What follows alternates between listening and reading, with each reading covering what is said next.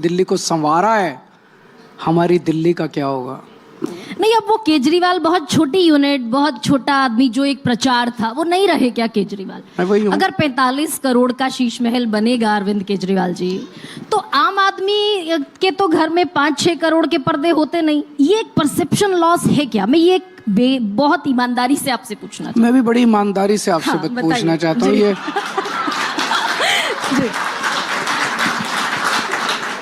45 करोड़ की फिगर आई कहाँ से?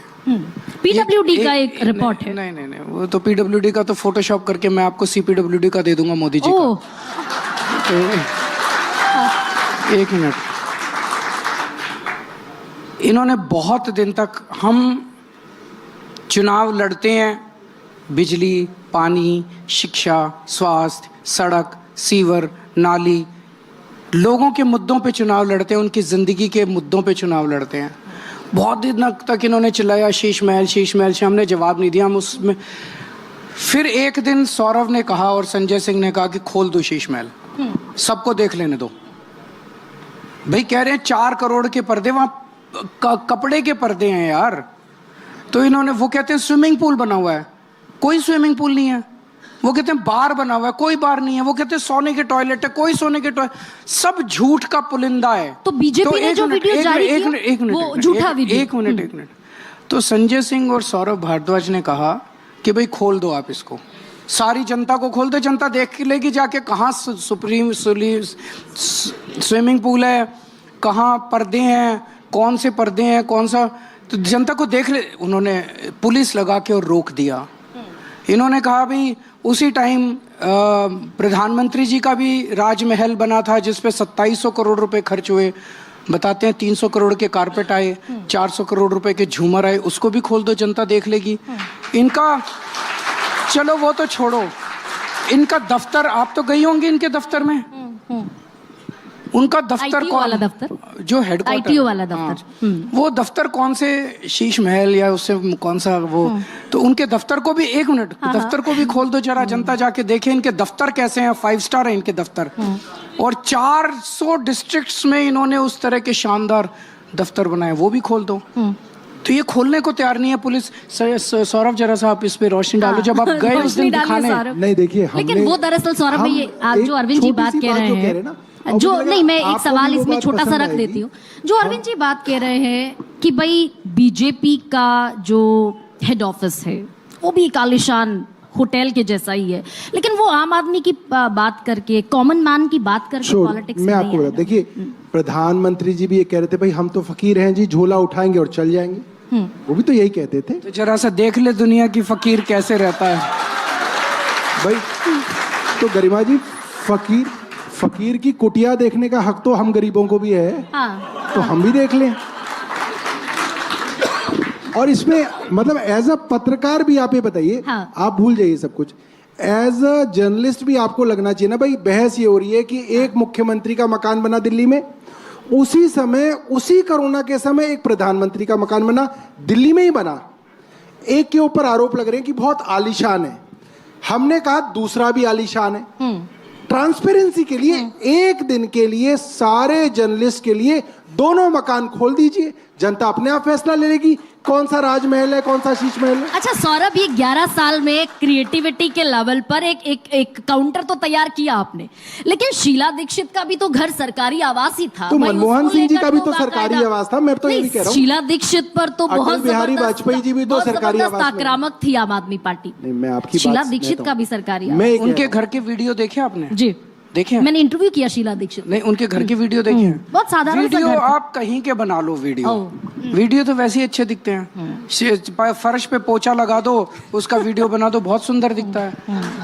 हम भाई, जैसे आपने कहा, मैंने उनका इंटरव्यू किया था, आप गई थी। जनता को उस मेरे सीएम आवास पे जाने दीजिए ना, जहां मैं रहता था। अब तो मैं रहता भी नहीं हूँ, मेरा तो घर नहीं है वो, मैं तो वहां रहता भी नहीं हूँ।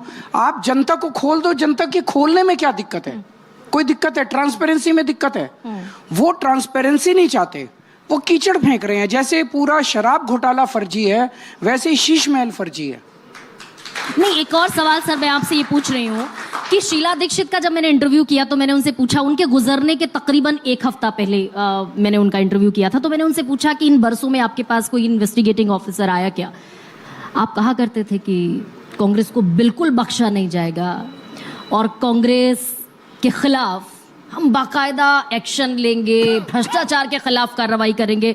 कोई इन्वेस्टिगेटिंग ऑफिसर शीला दीक्षित के घर विजिट करने नहीं पहुंचा। जब मैं पहली बार 49 दिन में मुख्यमंत्री बना था,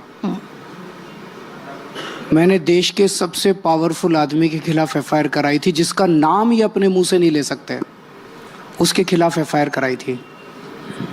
दम है हमारे अंदर। जैसे ही मैं दूसरी बार बना, प्रधानमंत्री मोदी जी ने मेरी एंटी करप्शन ब्रांच छीन ली। मैं आज आपके चैनल के जरिए चैलेंज कर रहा हूं, मेरे को एंटी करप्शन ब्रांच 1 महीने के लिए दे दो। इनके सारे इलेक्टोरल बॉन्ड, इनके ईडी का घोटाला, बीजेपी वालों के भी और कांग्रेस वालों के भी, कोई बाहर नहीं बचेगा, ये सारे अंदर हो जाएंगे। नहीं, लेकिन अब वही तो कह रही हूं मैं, वो स्टेक पर है क्या सर?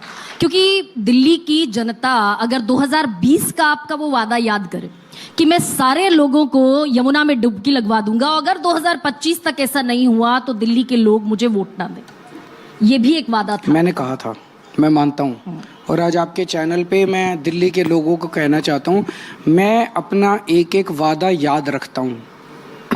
मैं जो बोलता हूँ वो करता हूँ। मैं ऐसा नहीं हूँ कि बोलूँ 15 लाख दूंगा और ना दूं। मैं ऐसा नहीं हूँ जो बोलूँ 2 करोड़ दूंगा और ना दूं। मैं ऐसा नहीं हूँ जो बोलूँ 2022 तक पक्के मकान बना दूंगा और ना दूं। मैंने 3 वादे किए थे 2020 में। मैंने कहा था दिल्ली की सड़कों को यूरोपियन स्टैंडर्ड का बना दूंगा। मैंने कहा था हर घर में पीने का पानी सीधे टूटी से 24 घंटे आएगा, ऐसा इंतजाम कर दूंगा। और मैंने कहा था यमुना साफ कर दूंगा। मैं तीनों वादे पूरे नहीं कर पाया। उसका कारण था, पहले जैसे हमारी फरवरी 2020 में सरकार बनी और मार्च में कोरोना आ गया, 2.5 साल कोरोना में बीत गए। और पिछले 2 साल से आप देख रहे हैं किस तरह से इन्होंने फर्जी केस में जेल जेल जेल जेल, हमारी पूरी टीम बिखर गई। एक बार पहले सत्येंद्र जैन जी को जेल भेज दिया, फिर मनोज सिसोदिया जी को जेल भेज दिया, फिर मेरे को जेल भेज दिया। ये पूरा 2 साल जो है हमारा एक डिस्टर्ब हो गया।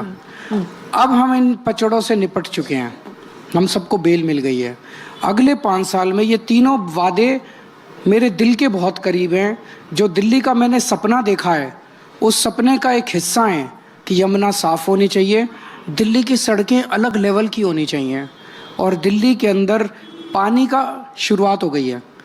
राजेंद्र नगर विधानसभा की पांडव नगर में 15 दिन पहले मैं इनॉग्रेशन करके आया हूँ।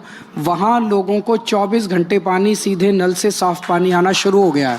अब ये पूरे दिल्ली में पायलट प्रोजेक्ट हमारा सक्सेसफुल हो गया, पूरे दिल्ली में फैलेगा। यमुना आपके घोषणा पत्र में इस बार है? इस बार है। कब तक का आपका अगले चुनाव के पहले मैं कर दूंगा। उसमें भी काफी काम हो गया, मैं बता देता हूँ।